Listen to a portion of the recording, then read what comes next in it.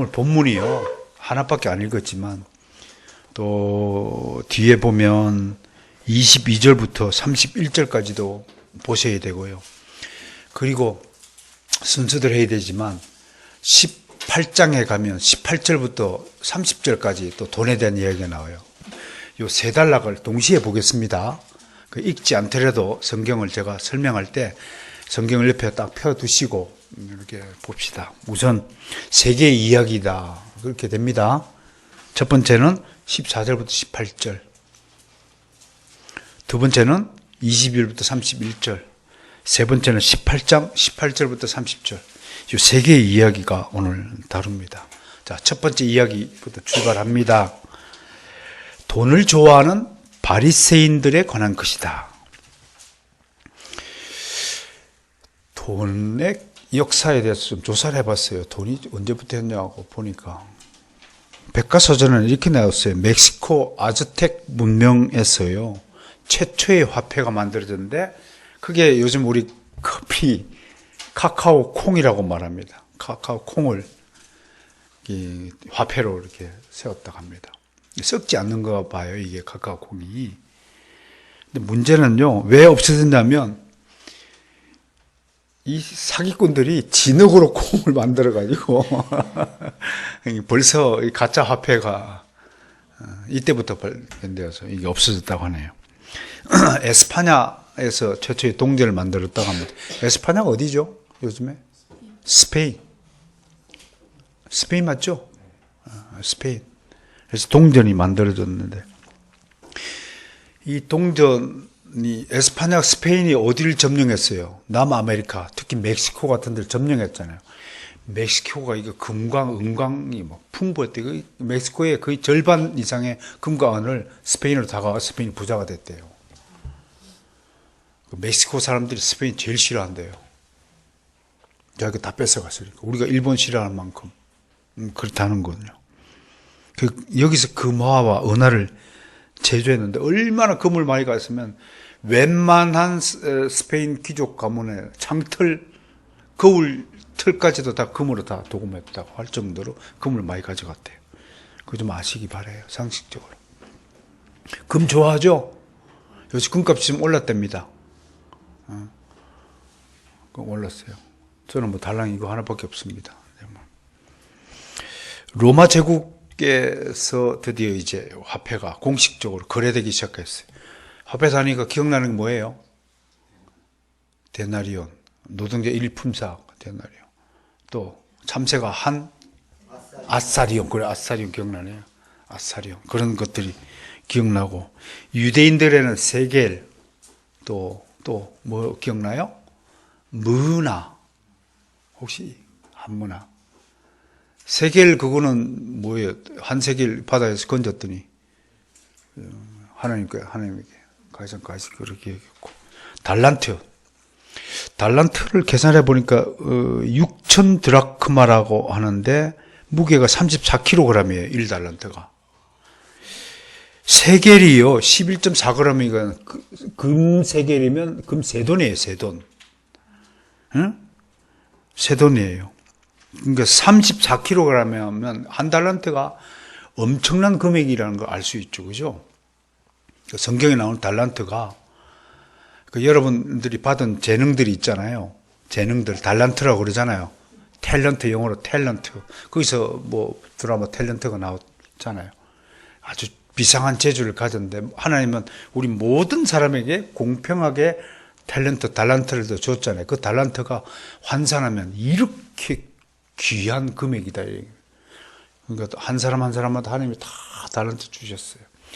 어떻든 오늘은 이 돈에 대한 이야기를 좀 해보겠습니다. 15장에서 앞에서 예수님은 바리새인들을 보고 뭐라고 얘기했어요? 하나님과 재물을 동시에 섬길 수 없다. 그렇게 말을 했어요. 그러니까 이런 얘기를 들으니까 바리새인들은 아마 매우 거북했을 거예요. 그렇다고 공개적으로 예수님께 대들지는 못하고 살짝 옆으로 돌아서서 뭐라고 성경이 기록했냐면 비웃었다.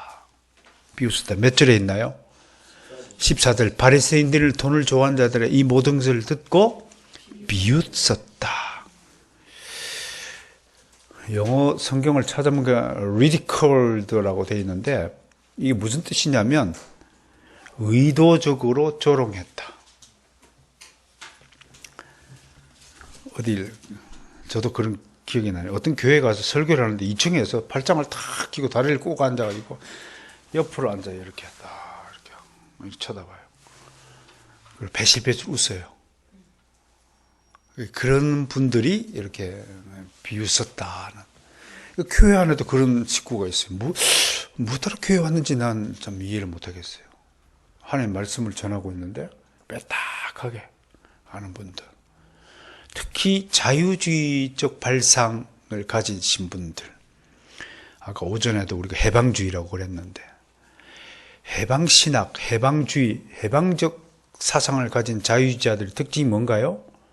목적을 이루기 위해서는 수단과 방법을 가리지 않는다. 우리의 목적을 수행하는데 반대되는 사람들 전부 적대 세력이에요. 적대 세력으로 규정하고 그거를 다 싸그리 없어져야 된다. 그러면서 그들이 내세우는 성경적 근거가 뭐냐면 출애굽 사건을 예를 들어요. 그게 해방신학의 골자입니다. 하나님이 이스라엘 백성을 애굽으로부터 끄집어내기 위해서 바로에게 10가지 재앙을 내렸으니까 우리의 목적과 우리가 가는 방향을 방해하는 세력들은 다 적대 세력이에요. 다 쳐 없애야 되는 거예요. 이게 해방주의 사상의 특징이에요. 우리 정치권이 이런 사상에 오염되지 않게 해달라고 여러분 기도해야 됩니다. 이건 무서운 사상입니다. 파괴하는 사상이거든요. 아무튼 의도적으로 조롱했다. 그런 뜻이에요. 그러니까 예수님이 이런 위선자들의 속내를 깨뜨려 보시고 이분들 위선자들의 가면을 벗기시기로 하신 거예요. 그래서 이렇게 말씀하셨어요. 이걸 정리해서 풀이해서 설명하면 이런 말씀이에요. 너희는 마치 하나님의 거룩한 율법에 따라 살고 있는 것처럼 사람들 앞에서 행세하는구나. 하지만 너희들의 의는 허울이다. 위선이다. 하나님께서 너희 마음을 아신다. 너희 신앙이 거짓이라는 것을 아신다. 왜냐하면 사람들 앞에서 옳게 보이려고 칭찬을 받는 그것이 바로 하나님 앞에 미움을 받는 것이다. 라고 풀이해 주는 거예요. 바리새인들이 이렇게 살짝 그 위선적인 행동, 속은 아니면서 겉으로 막 있는 것처럼, 꾸미는 거, 뭔가 꾸미는 뭐뭐처럼 꾸민다. 이렇게 생각하는 것은 아마 그렇게 해도 하나님 나라에 들어갈 수 있다라고 믿고 있기 때문에 그런 것 같아요. 상대를 막 적대세로 해가지고 쳐 없애서 그렇게 해도 된다라고 생각하는 사람들이 사상적, 인식론적 근간에는 자기가 우리가 생각하는 게 정당하다는 생각이 깔려 있기 때문에 그렇게 생각하는 거죠. 내가 생각하는 것이 옳지 않다라고 생각하는데 그렇게 행동할 수가 없잖아요. 그렇죠? 그런데 그것은 심각하게 인식론에 문제가 있다. 잘못된 인식에서 출발한다. 오전에 우리가 인식론 하면서 왜 철학적인 기반이 중요하냐면요. 왜 지식이 중요하고 바른 지식이 중요하냐면 외부에 있는 여러분 인식 구조가 잘못되어 있으면요. 외부에 있는 어떤 상황을 바르게 인식할 수 없습니다. 항상 잘못된 해석을 합니다. 그래서 늘 misunderstanding을 하게 되는 거예요. 인식론이 그래서 기독교 변정학에서 굉장히 중요한 학문으로 다루는 것입니다. 불행히 또 한국의 신학교에서 이런 인식론을 제대로 가르치는 신학교가 없다는 겁니다. 여러분 한마디 더 첨가하자면요. 왜 사람이 대학 공부를 해야 될까? 왜 교회가 그리스도의 학교가 되어야 될까 하는 문제와 직결됩니다. 학부상, 학교 교육의 목적은 중고등학교까지는 꼭 내가 인생을 살아가는 데서 알아야 될 필요한 것들, 지식을 쌓는 데에 목적이 있습니다. 뭐 기본적인 수학, 2, 4, 8, 2, 6은 12, 그걸 알아야 통계산 할 거 아니에요. 물건 팔고 통계산 할 수 있는 생존에 필요한 기술들을 익히기 위해서 중고등학교 과정이 있어요. 그럼 대학 공부를 왜 해야 되느냐? 대학 공부를 해야만 다른 사람의 입장을 이해하는 학문을 하게 되는 거예요. 그래서 대학이라고 이름 붙이는 거예요. 그게 큰 학문이에요. 그래서 대학 공부를 한 사람과 하지 않는 사람 차이가 뭐냐? 다른 사람의 입장을 이해하는 것, 그리고 외부에 있는 지식을 내 안에 끌어들여서 해석하는 능력이 현고하게 다르다고 하는 것입니다. 물론 졸업장 가지고 따지자는 것이 아닙니다. 교회에서 이러한 교육을 알맞게 시켜서 다른 사람의 입장을 이해하고 그 사람의 사상적인 내용을 분석할 수 있는 능력을 가지기 위해서 여러분들이 더 애를 써 주셔야 한다는 것입니다. 내가 지금 여러분 모두 대학교 졸업장을 받아야 됩니다. 그 얘기하고는 완전히 다른 차원입니다. 그리스도의 진리를 이런 설교를 통해서 바르게 인식할 수 있도록 계속적으로 여러분들 분투 노력해 주셔야 한다는 것입니다. 그러므로 교회에서 실시하는 여러 교리 공부들이 그냥 진행되는 게 아닙니다. 여러분들의 생각의 지평을 넓히고 여러분들이 바른 인식을 할 수 있는 능력을 길러주는 것이 교리 교육입니다. 오후 시간에 기독교 강요 교리 교육이 그냥 헛하게 지날 수는 없는 겁니다. 한 사람의 이 머리 구조를 바꾸어주는 하나님 사상을 무장하는 데 크게 기여할 것이라고 믿는 바입니다. 그럼에도 바리새인들은 율법을 이용하는 자들로 성경에서 기록됩니다. 마태복음 15장 1절과 9절을 보면요, 바리새인과 서기관들이 예수님께 나와서 당신 제자들이요, 우리 조상들이 지켜온 전통을 다 범하고 있어요. 어찌 된 것입니까? 하고 항의하니까 예수님이 뭐라고 답했냐면, 야, 너희는 너희 전통 지키느라고 하나님이 계명을 어기느냐? 부모를 공경하라고 하나님이 계명을 분명히 말씀했는데 너희들은 부모를 공경한다고 입술로만 하지만 부모를 비방하지 않느냐? 형식적으로 부모를 섬기지 않느냐? 시어머니 모시는 며느리들 명심들 하세요. 시어머니든 뭐든 간에 그 하나님이 주신 나의 부모입니다. 그 부모를 진심으로 공경해야 합니다. 그렇지 않으면 바리새인입니다. 시어머니니까 공경하는 것하고 당연히 하나님이 주신 부모라고 인정하는 것하고 완전히 다른 생각이 됩니다. 이게 신앙이라고 하는 겁니다. 위선이 아니라고 하는 겁니다.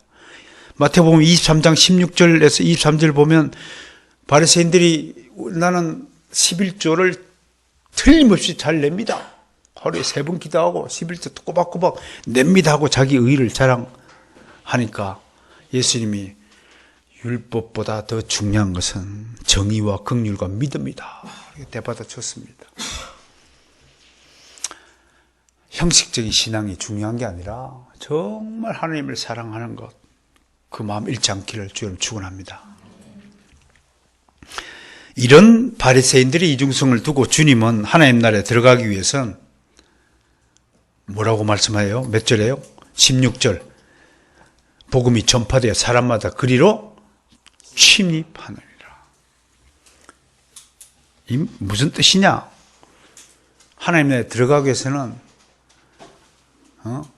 다른 방법을 사용하지 말라. 옆으로 비껴서거나 기회를 다 엿보다가 요때 싹 하고 들어가거나 새치기 하거나 그러지 말라는 거예요. 적극적으로 정상적인 방식으로 정통적인 방식으로 하나님 나라를 적극적으로 침투해 들어가라고 지금 강조하시는 거예요. 그건 뭔가요? 하나님의 계명을 지키며 들어가라고 하시는 거예요. 입술로만 부모를 공경하지 말고 진짜로 부모를 사랑하는 그 마음을 가지고 섬기라는 거예요. 힘이 좀 들더라도. 다시 말해 율법의 1.1획도 하나님 나라에 들어가는 일이 불필요한 것이 아니라 모든 율법의 말씀이 사람마다 침입하는 것이다. 하나님의 계명을 자꾸 반박하지 말고 부모를 공경하라 그러면 내 안으로 확 끌어넣어라 이 얘기예요. 적극적으로 끌어넣어라. 그래야 순종함이 돼요. 그럼 제가 뭔 말을 하면 그걸 탁 부딪히지 말고 그냥 스펀지처럼 빨아들여 봐요. 그 다음에 누가 일하시냐면 하나님께서 일하세요. 그게 순종이라는 거예요. 잘 안 되죠? 저거는 내 생각하고 다른데? 벌써 칸막이가 서 있잖아요. 침투가 돼야 안 돼요? 안 되는 거예요. 그걸 지금 말하는 거예요. 바리새인들은 그게 안 돼요. 뭘 얘기하면 그거 내 생각하고 다른데? 요게 판이 가르쳐 주세요. 안 되는 거예요. 그러나 하나님의 사람들은, 믿음의 사람들은 죽이 되든 밥이 되든 어찌 되겠지. 하나님이 다 알아서 하시겠지. 받아들이는 거예요. 에이 하고 조롱하지 않는 거예요. 삐딱하게 구지 않아요. 그 차이가 있다는 것을 말하는 거예요. 그러니까 우리가 영원한 생명의 길, 천국에 가기 위해서는 다른 길이 필요한 게 아니라고 하는 거예요. 주님께서 열어놓으신 새로운 길, 영생의 길만 쫓아가라고 해요. 그걸 하면서 주님을 절대적으로 신뢰하면서 힘써서 가라. 천국은 침노하는 자의 것이다 라는 본질적인 뜻이 거기에 있는 거예요. 그러면서 주님은 바리새인들이 가장 우습게 여기고 경시하는 율법의 사례 하나를 탁 꼬집습니다. 그게 몇 절에 있나요? 18절이에요. 자기 아내를 버리고 다른 데 장가듭니다. 가늠합니다. 이게 뭔 얘기냐? 뜬금없이 돈 얘기하다가 이게 무슨 얘기를 이렇게 하는 거냐 하는 것은 뭐냐면 바리새인들의 형식적인 신앙 대표적인 사례 하나를 끄집어내서 질타하신 거예요. 즉 바리새인들은 하나님이 세우신 결혼 제도를 매우 무시하고 살았어요. 실제로요, 유대인들 중에서 가장 존경받는 사람이 힐렐이라는 분이 있어요. 유대인들, 예수님 다음으로 힐렐이라는 사람, 유대인 선생이라고 그래요. 이렇게 얘기했어요. 만약 아내가 조금이라도 음식을 태우면 그렇게 하고 남편 상에 올리면 아내를 버려도 된다. 그렇게 가르쳤어요. 음식 태우지 마요. 진짜로 역사였어요. AD 110년에는 아키바라는 랍비가 있어요. 이렇게 얘기했어요. 남편보다 아내가 더 훌륭한 모습을 보이면, 또 뛰어나면, 아내를 버려라. 진짜로 그랬다는 거예요. 우리 조선시대 때 그랬잖아요. 여자는 사람이 아니므로이다. 여자는 재산이에요, 재산. 근데 예수님 가르침 뭐예요? 부정한 이유 없이, 마태복음 5장 32절. 부정한 이유 없이 아내를 버리고 다른 데 장가가는 자는 가늠하는 것이다 경고했습니다. 이 이야기를 통해서 예수님은 바리새인들이 얼마나 형식적이고 위선적인 신앙생활을 하느냐를 꼬집어 두신 거예요. 그래서 이 이야기를 꺼낸 거예요. 자, 이제 두 번째 이야기 보겠습니다. 18절부터 30절. 이 이야기는 일반적으로 부자와 나사로의 비유로 너무 유명한 이야기죠, 그죠?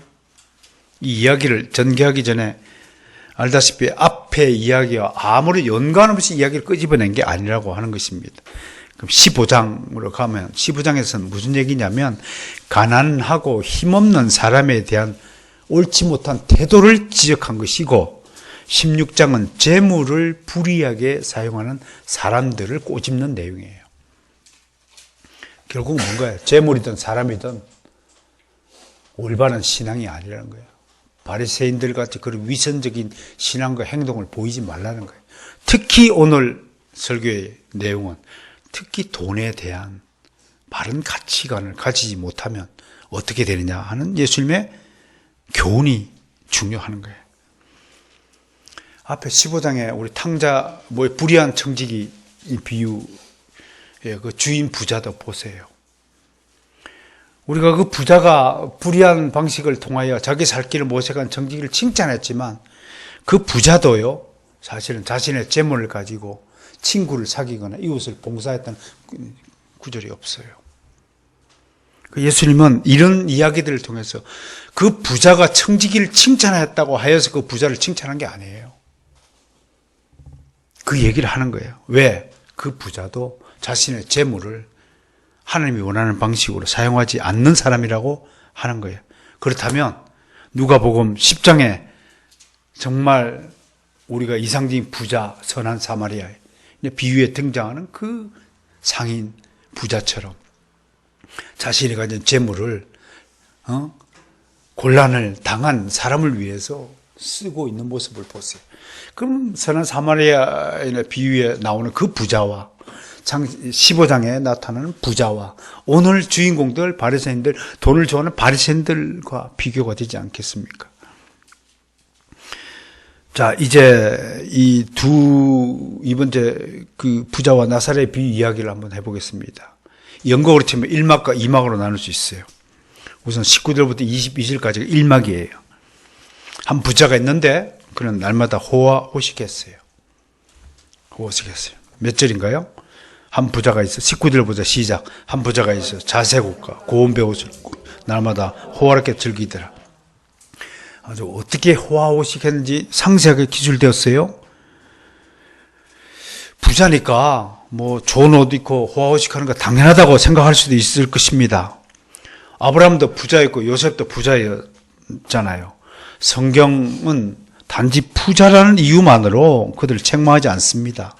그러나 다른 것은 아브라함과 요셉의 경우에는 부자이지만 날마다 좋은 옷 입고 잔치 벌이지 않았습니다. 그런 기록이 없어요. 근데 오늘 등장하는 이 부자는 돈을 무엇을 위해서 씁니까? 자기 자신의 만족을 위해서 쓰고 있다는 것입니다. 특히 자색 옷을 입었다. 로얄 퍼플, 왕족들만 당시에 입는 옷이니까 이 부자의 거만함이 얼마나 드센 것인가를 유추해 볼 수 있습니다. 아마 이런 사람이라면 우리가 상상해 보기에 10중 8구 그냥 좋은 부모 만나서 유산을 받았거나 아니면 틀림없이 부정축제 결과로 부를 얻은 사람이다. 나쁜 부자다. 라고 말할 수 있을 것입니다.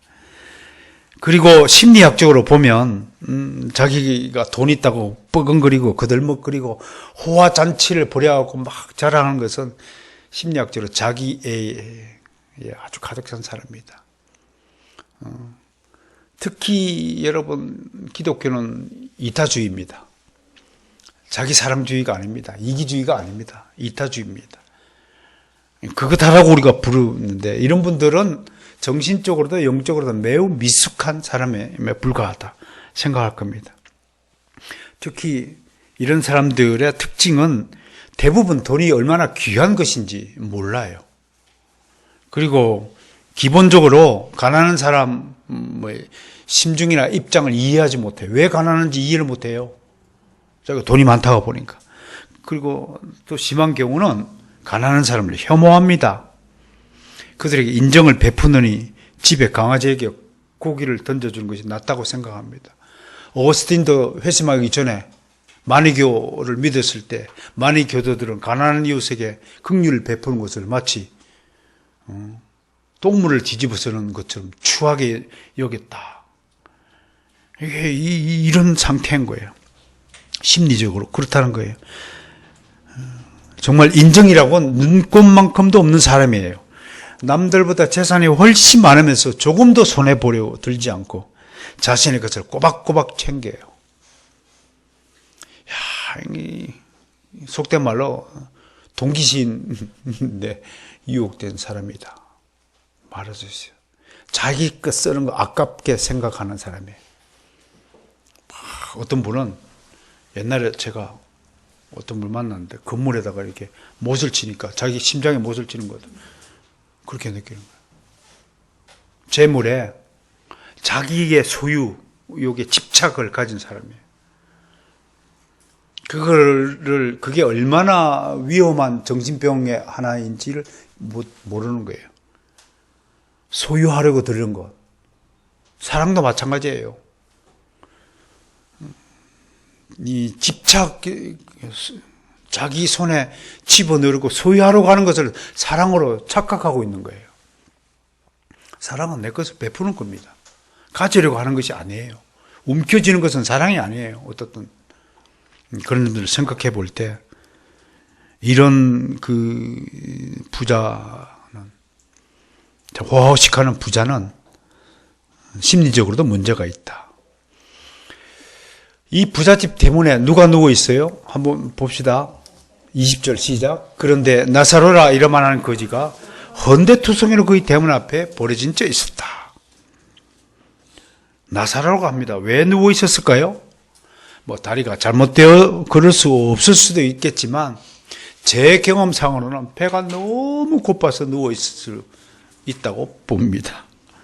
저도 한때 배가 고팠던 시절이 있었기에 이런 생각이 더 강하게 듭니다.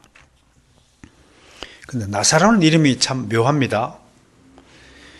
엘레아자르라는 히브리를 라틴어로 음역한 것이 나자로인데 이름의 뜻이 뭐냐면요, 하나님이 도우셨다입니다. 무슨 하나님이 도우시는데 거지 생활을 하는 거야? 이해가 안 되는 거예요. 예수님이 이 부자 이야기를 하면서 거지 나사로를 등장시킨 의도가 무엇일까 생각해 보니까 예수님의 가장 절친이 누군가요? 나사로잖아요. 아마 거지 이름이 나사로이니까 친구도 생각이 나서 아마 나사로 얘기를 꺼내지 않을까 그렇게 유추해 봅니다. 이 사람의 신세가 얼마나 처량한지요. 그는 부잣집에서 먹다 남은 음식 부스러기를 얻어먹기 위해 대문 앞에 누운 것입니다. 참 비참한 삶이죠. 여러분, 우리나라가 얼마나 풍족한 나라인지 감사해야 합니다. 실제로 우리 아버님 세대들 어렸을 때는 정말 먹을 것이 없었다고 합니다. 보릿고개라고 하잖아요. 그게 무슨 뜻이에요? 보릿고개가. 익기 전에. 네. 익기 전에. 풀부터 푸른 보리를 뽑아하고 씹어야 될 만큼. 또는 다른 뜻으로는 고개를 넘어가도 보리 한 톨 주워 먹을 보리마저 없었다 해서 보릿고개라고 한다고 할 만큼 우리나라가 그렇게 가난한 나라였습니다. 요즘 뭐 하영이나 우리 저 하일이는 상상도 안 될 겁니다. 그게 뭔 소리예요? 저 중학교 다닐 때마다 초등학교 다닐 때마다 사탕이라고는 흰 알 그 사탕 그 한 개만 나오던 시절이에요. 야, 그 입에 넣고 십리길 걸어가는 거예요, 학교. 요즘 애들 학교 십리길 걸어서 학교 가라 그러면 안 갈걸요? 학교 안 갈 겁니다, 아마. 아무튼 못된 놈들이에요, 요즘 애들.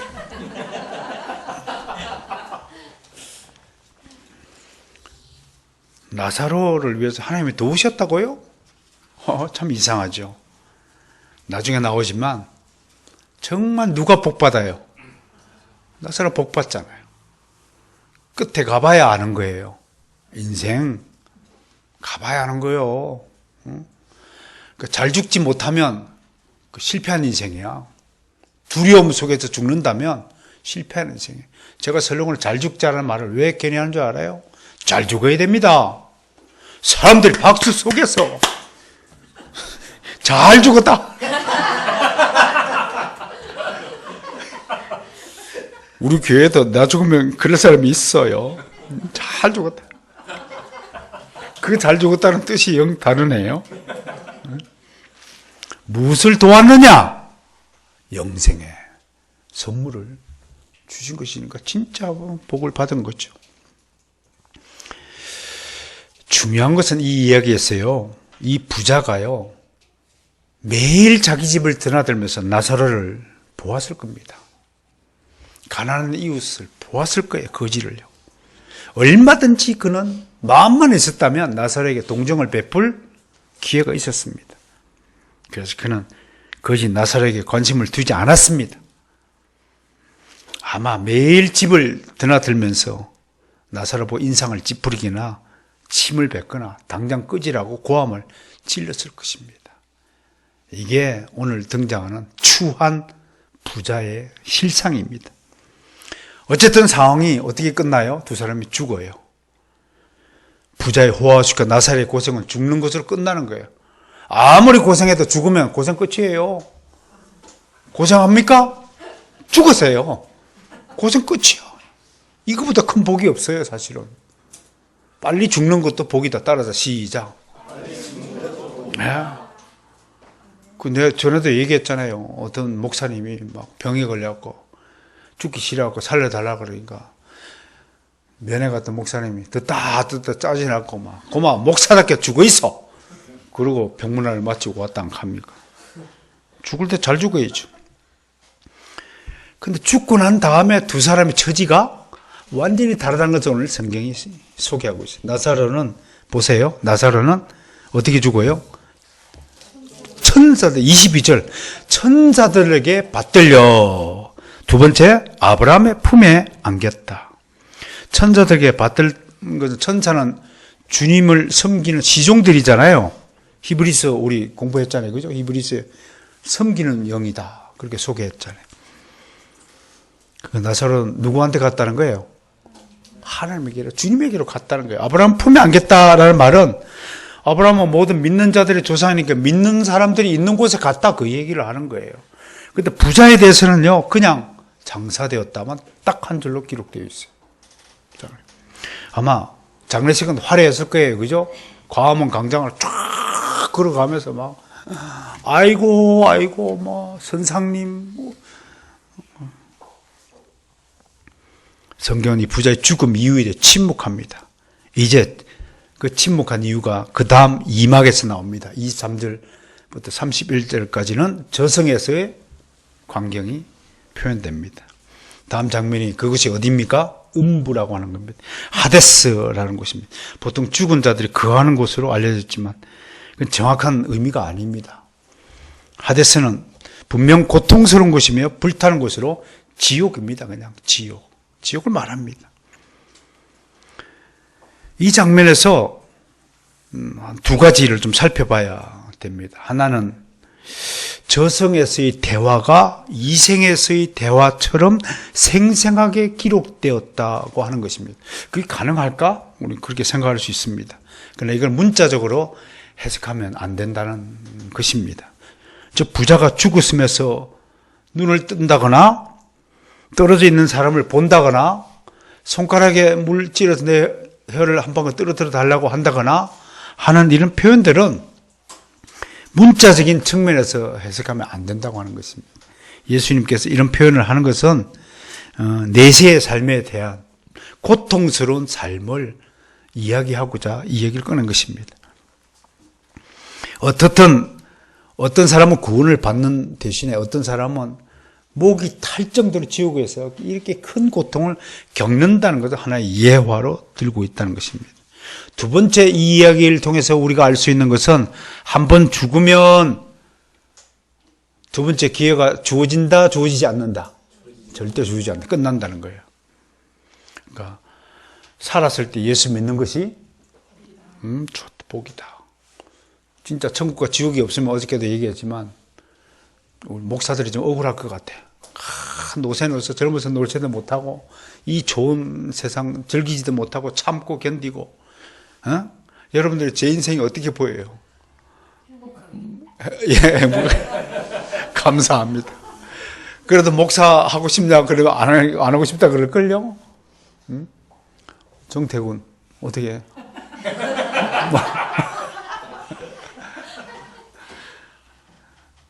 이게 우리 본심이에요. 세상 것을 즐기고 싶은 것을 다 끊어내고 거룩한 삶을 살겠다. 그런 사람 별로 없어요. 그 정도 되면 뭐 훌륭한 사람이겠지만 다 놀고 싶어요. 이 청춘의 피끓음이 나를 그냥 있게 만들지 않죠.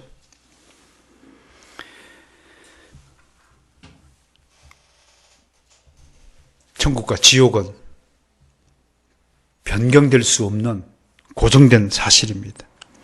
부자는 뒤늦게 위대한 믿음 조상의 아브라함을 보고 아버지 아브라함이요 라고 부르면서 긍휼을 베풀어 달라고 간청합니다. 얼마나 목이 탔든지 손가락 끝에 물을 찍어 혀를 서늘하게 해달라고 애원합니다. 내가 이 불꽃 가운데서 고민합니다 라고 고통스러워합니다. 여기서 불꽃이라는 단어를 주목해야 됩니다. 성경은 지옥을 두 가지로 표현해요. 하나는 불과 불꽃으로 가득한 곳으로 증언합니다. 시간 관계자 제가 읽어드리죠. 이사야 33장 14절 시온의 죄인들이 두려워하며 경건하지 아니한 자들이 떨며 이르기를 우리 중에 누가 삼키는 불과 함께 거하겠느냐. 이사야 선지자는 지옥에 가보지도 않고 이 사실을 증언하고 있어요.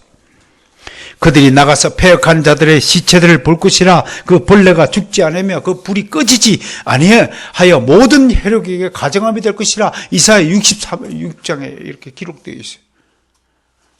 놀랍잖아요. 이사야 선지자가 지옥에 가봤나요? 어떻게 알고 이런 기록을 했습니까? 유다서 7절에 영원한 불의 형벌을 받음으로 계시록에서 거룩한 천사들 앞과 어린 양 앞에서 불과 유황으로 고난을 받으리라. 성경에서 곳곳에서 불꽃이 이글 그리는 곳으로 지옥을 표현합니다. 그런데 놀랍게도 성경은 지옥을 또 두 번째 어두운 것으로 묘사합니다. 어떻게 불타는 곳이 어두울 수 있습니까? 이런 것 좀 생각해 보셨어요? 지옥에 대해서요? 성경은 분명히 두 상반된 개념의 의미를 소개합니다. 마태복음 8장 12절 바깥 어두운 가운데 내 던져지리라. 지옥을 천국 바깥이라고 이야기해요. 천국 바깥은 다 지옥이죠. 그 바깥 어두운 데라고 표현하고 있잖아요. 악한 영이 영원한 결박으로 흑암 중에 갇힌 것을 묘사합니다.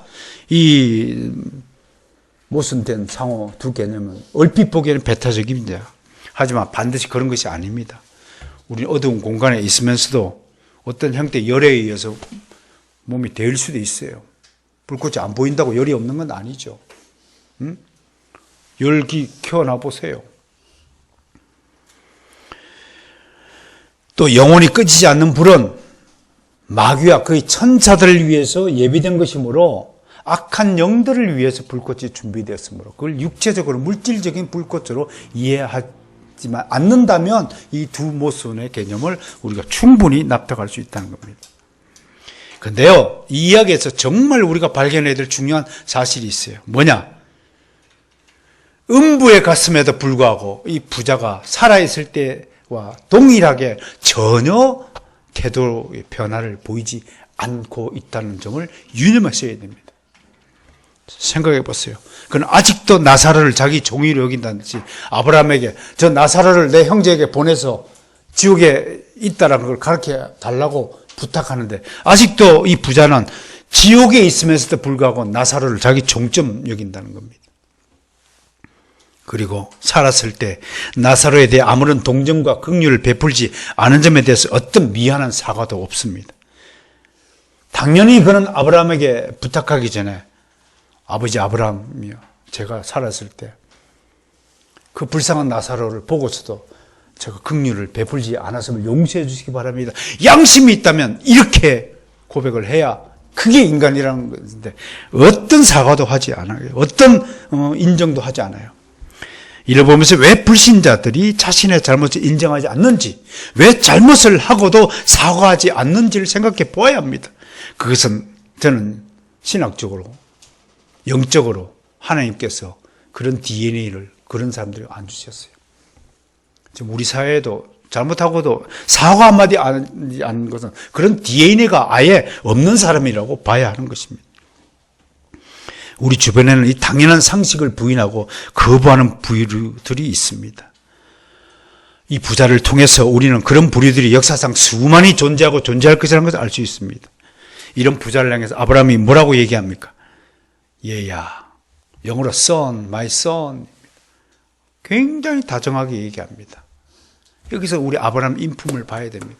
우리가 아무리 미워하고 나와 다른 입장, 다른 견해를 가진 사람이라 할지라도 인격적으로는 조롱하면 안 됩니다. 저들은 우리를 수없이 교회를 조롱하고 개독교라고 부르고 침을 뱉고 막 욕을 한다 할지라도 언제나 우리는 말씀 여러분들의 그 고함 소리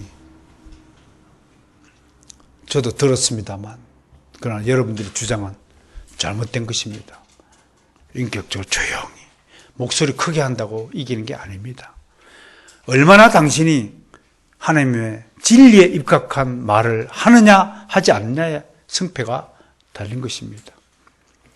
괜히 다혈질로 목소리 내지 마시기 바랍니다. 그리고 그의 부자의 요청을 단호히 거부합니다. 왜? 두 가지 이유 때문에. 하나는 불공평하다는 겁니다. 너는 살았을 때 다 좋은 거 다 누렸잖니? 그러니 지옥에서 고통당하는 건 당연한 거다. 이게 공평한 거다. 신상 필벌이다. 잘한 일에는 상을 받고 하나님 앞에 죄를 지은 것은 벌을 받아야 하는 것이 하나님의 법칙이다. 그게 공평한 거다. 두 번째, 불가능하다. 왜? 천국과 지옥 사이는 뭐가 있다고요? 큰 구렁이 있다. 빅 갭이라고. 빅 갭. 큰 갭이 있다. 그건 인간이 건널 수 없다. 비행기로도 뜰 수도 없는 것이고. 갭이 있다라고 얘기해요. 건널 수 없다. 불가능하다. 둘 사이 영원한 분리가 이루어졌다. 그럼에도 부자는요. 이 부자가 여러분 악인들의 특징이 뭐예요? 굉장히 끈질기다 하는 겁니다. 27절, 28절에 보니까 그렇다면 나사로를 자기 집에 보내오 지옥 이야기를 전해달라고 간청합니다. 29절에 아브라함은 저들에게 모세와 선지자들이 있으니 그것들에게 들으면 된다고 했습니다. 모세와 선지자가 뭘 뜻합니까? 구약 성경을 뜻합니다. 성경 읽으면 된다고 이야기를 합니다. 성경 읽으라고 합니다. 부자가 어떻게 반응합니까? 30절 보세요. 아브라함의 말을 수긍하지 않습니다. 그는 지옥에 있으면서도 그렇지 않다라고 부인합니다. 끝까지 노하는 거예요. 끝까지 수긍하지 않아요. 얼마나 무서운 존재입니까? 자기 생각이 옳다고 주장해요. 우리 선생님이 옛날에요. 부정적인 생각, 의심의 생각을 하면 목을 잘라도 자른 헤어에서 no 하고 그럴 거라고 하는 거예요. 끝까지 아니라고 하는 거예요. 절대로 자기 생각을 주나. 왜? 잘못된 인식. 이미 침투해 있어. 그렇다는 것 같습니다. 죽은 자들 중에 보내면 저들 회개할 것이라고 우깁니다. 아무런 근거 없이 자기 상상대로 자기 생각을 뱉어놓습니다. 그러나 죽은 나사로가 다시 살아났음에도 사람들은 그를 다시 죽이려 한 사실을 우리 기억해야 됩니다. 예수님의 친구 나사로가 죽었을 때 그걸 공경했습니까? 그걸 죽여야 한다고 그랬습니다. 왜? 죽은 자가 살아나니까 예수교가 부활하면 자기들의 기득권이 다 사라지니까.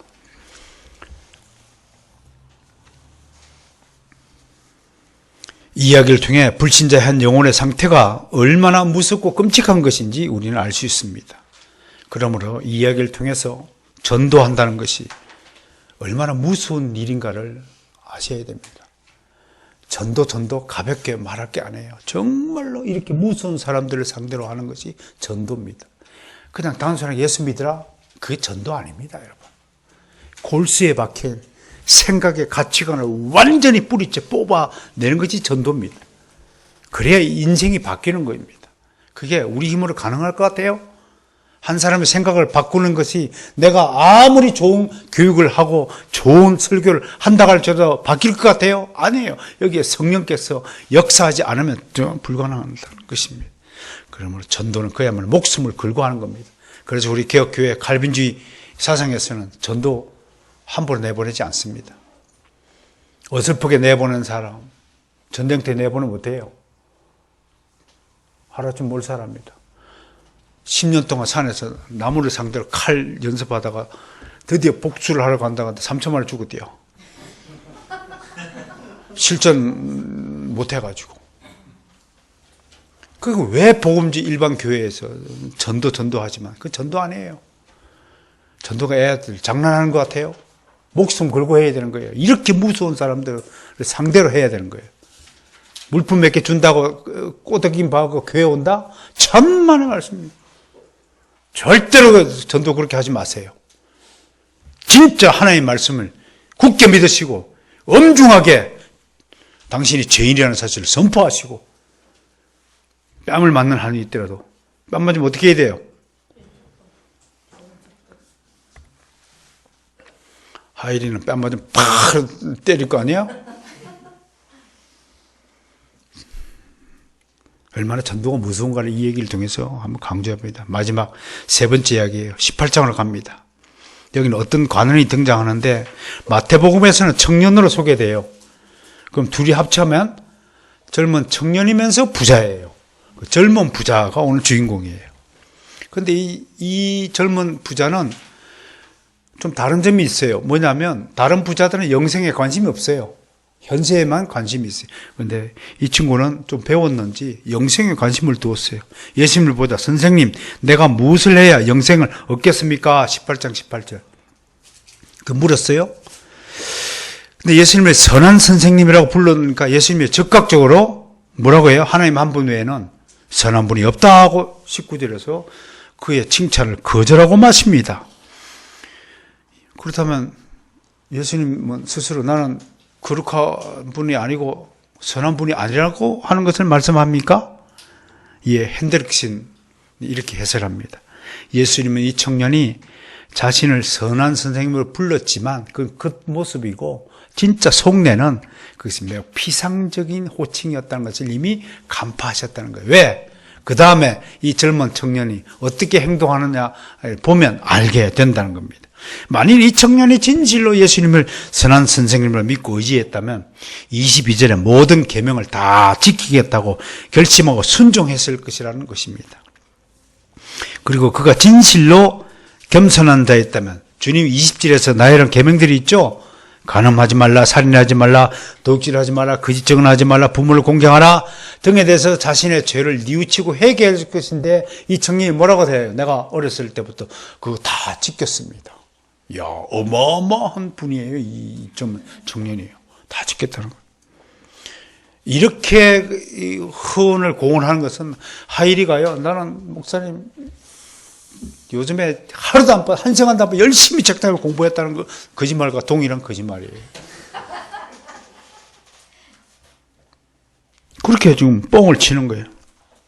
이 세상에서 율법의 계명을 지킨다고 하는 사람이라면 그가 얼마나 자기 의로 똘똘 뭉친 사람인지 알 수 있습니다. 그가 정말로 주님께서 나이란 계명들을 다 지켰을까요?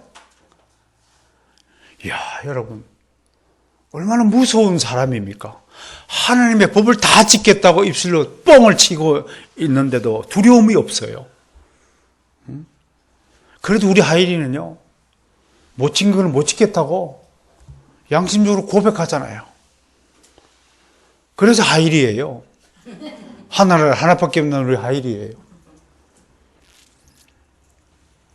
그래도 궁금합니다. 우리 하일이가 어떤 인물로 클지. 아직까지는 좀 의심이 좀 많지만 또 성령께서 어떻게 변화시킬지 어떻게 압니까? 기대가 큽니다. 그러니까 22절에서 주님의 다음 반응을 한번 보세요. 성경이 뭐라고 기록돼요? 예수께서 이 말을 들으시고. 무서운 기록입니다, 이게. 하일이가 저한테 하고, 뭐 하겠습니다. 이번에 이거 하고 싶습니다. 다 저한테 큰아빠, 이렇게 하겠습니다. 내가 딱 듣죠. 다 들으시고 평가를 하죠. 안 될 것이다. 예수님이 그렇게 얘기하시는 거예요. 예수님이 이 청년의 위선적인 답변을 들으시고 아마 속으로 매우 처근히 여겼을 것 같아요. 청년에게 마지막 카운트 펀치를 날립니다. 안 될걸? 한마디로. 왜? 그것은 바로 청년이 목숨보다 더 중요시 여기는 것이 있죠. 예수님 뭘 요구했어요? 그래? 그럼 한 가지 네가 더 남은 게 있다. 재물을 가지고 다 팔아서 가난한 이웃에 나눠주고 나를 따르라고 주문한 겁니다. 그 18장에 보면요. 여기에 보세요. 22절이에요. 아직도 한 가지 부족한 것이 있다. 그러면서 이 말씀을 듣고 이 친구가 23절 보세요. 시작. 그 사람이 큰 부자임으로 이 말을 듣고 심히 근심하더라. 왜 근심하느냐? 22절에 예수님이 네 가지를 요구했어요. 첫 번째, 다 팔아라. 여러분, 파는 일이 쉬워요? 우리 이것도 안 팔리는데 재산 파는 거 쉽지 않아요. 어려워요. 두 번째, 나누어 주라. 디스트리뷰트라고 영어로 번역됐는데 이게 뭐예요? 공짜로 다 나눠주라 이게. 이야, 아까워서 가능해요 그게? 재산에 그냥 집착을 가진 사람이, 애정을 가진 사람이 사람에게 애정을 가지되 물건에 애정을 가지면 안 돼요. 물건을 쓰다가 버리면 돼요. 그런데도 그게 안 돼요. 입던 옷도 애정이 생겨가지고 그걸 애착이라고 해요. 애착병, 심리적으로. 따라서입니다. 사람에게 애착하고 물건을 버려라. 물건을 하루속히 버릴 수 있는 준비 태세가 갖춰져야 되는 거예요. 그건 디스트리뷰 나누어줘라 했습니다. 세 번째, 오라, 컴이라는 단어 썼어요. 나에게 오라, 와서. 그러면 주님한테 가기 쉬워요? 불신자들 교회 오라면 쉽게 와요? 못와요. 성령께서 발걸음을 붙잡고 인도해야 올 수 있는 거예요. 거기다가 네 번째, 마지막 카운트 펀치예요. Follow me. 나를 따르라. 오기도 쉽지 않은데 따르겠어요, 여러분? 그 더더욱 힘든 일이잖아요. 그러니 불가능한 이 청년에게는 불가능한 일을 하는 거예요. 하이리보가 하루에 4시간씩 책상 앞에 가만히 앉아서 공부하라고 하는 것과 마찬가지예요. 그만큼 불가능한 일이에요. 그런 근심하는 거예요. 여기서 중요한 교훈 받아야 돼요. 사람마다 중요한 게 여기는 보화가 있다는 거예요. 나에게 가장 중요한 보화가 있다는 거예요. 사도 바울은 뭐라고 고백했나요? 그리스도 이외의 것은 다 배설물로 여기노라. 다 필요없는 것이라고 말하고 있잖아요. 그래서 예수님은 하나의 결론을 내립니다. 24절에서 재물이 있는 자는 하나님 나라에 들어가기가 어렵다. 재물이 있는 자라고 얘기했어요. 영어로요. Those who have wealth예요. 재물을 가지고 있는 사람들로 해석이 돼요. 이 have라는 동사와 오늘 여러분들이 이 이야기를, 돈에 대한 가치관을 이야기 들고 이 두 가지 동사를 꼭 구분해야 됩니다. Those who have the health와 those who charge the wealth 차이를 아셔야 됩니다. 차지는 담당하고 맡아 있다 뜻입니다. 돈을 가지고 있는 사람과 돈을 맡아 있는 사람의 차이가 나타나는 것입니다. 이 세상에 내 돈 없습니다. 나의 것이 하나도 존재하지 않습니다. 하나님의 것을 우리는 다 맡아 있는 자들입니다. 그래서 29절 30절 말씀에서 한마디로 예수님 하나님 나라를 위해 살라고 말씀하십니다. 이것은 하나님 나라에 대한 우리의 분명한 입장과 가치관에 대한 주문을 하고 있습니다. 오늘 마지막으로 교훈을 전합니다. 방금도 돈을 가지고 있는 것과 돈을 맡아 있는 것의 차이를 설명하였습니다. 그것은 소유에 대한 집착과 애착의 차이를 말하고자 하는 것입니다. 한마디로 저는 오늘 여러분들에게 이렇게 말씀하고 싶습니다. 돈에 미치지 말아야 됩니다. 돈이 좋은 것이지만 돈은 하나님 나라를 위해 쓰라고 나에게 주신 것입니다. 무엇보다 가난한 이웃을 위해서 쓰라고 돈이 필요한 것입니다. 헐벗은 일을 돕는 일에 재물을 사용하는 것입니다. 그리고 돈을 귀하게 써야 합니다. 돈을 열심히 땀 흘려서 번 사람만이 돈을 귀하게 쓰더라고요. 도박해서 돈을 버는 사람은요, 돈을 헛하게 씁니다. 왜? 돈이 귀한 줄 몰라요. 내가 땀 흘리고, 오늘 우리 하이리 얘기를 많이 했는데, 하이리가 아르바이트 했다면서 월급 받았고, 저한테 선물을 사가지고 왔어요. 내가 사실은 눈물을 앞에서 흘리지는 않았지만, 속으로 엄청 감동했어요. 저놈의 자식이 내 새끼라고 선물 사왔구나. 그게 남자의 정의예요. 여자들은 뭐 겉으로 까불까불다가 아이고 어쩌고 저쩌고 남자는 속으로 우는 거예요.